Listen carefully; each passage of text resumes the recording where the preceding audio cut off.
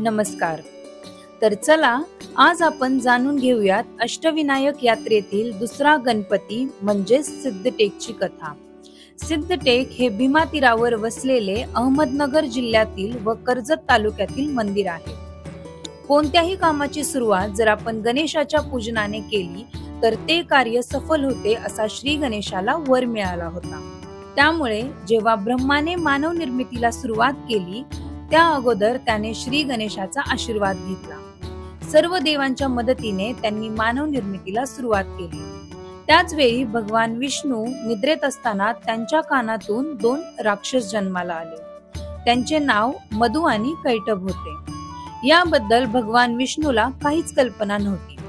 हे दोन राक्षस पृथ्वीवर जाऊन ब्रह्मासोबत युद्ध करू लागले। सर्व देवांनी याची माहिती विष्णूला दिली। ते लगेच या दोन राक्षसांचा वध करण्यासाठी पृथ्वीवर आले। पण या युद्धामध्ये भगवान विष्णूचा पराभव झाला।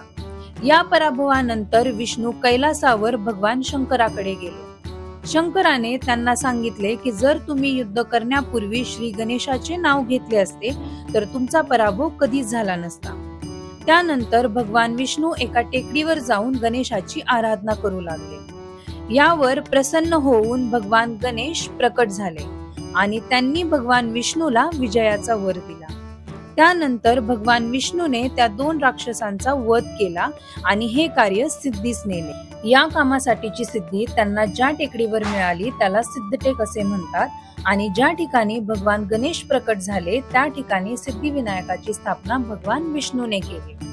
विष्णूने बांधलेले हे मंदिर कालांतराने नष्ट झाले होते।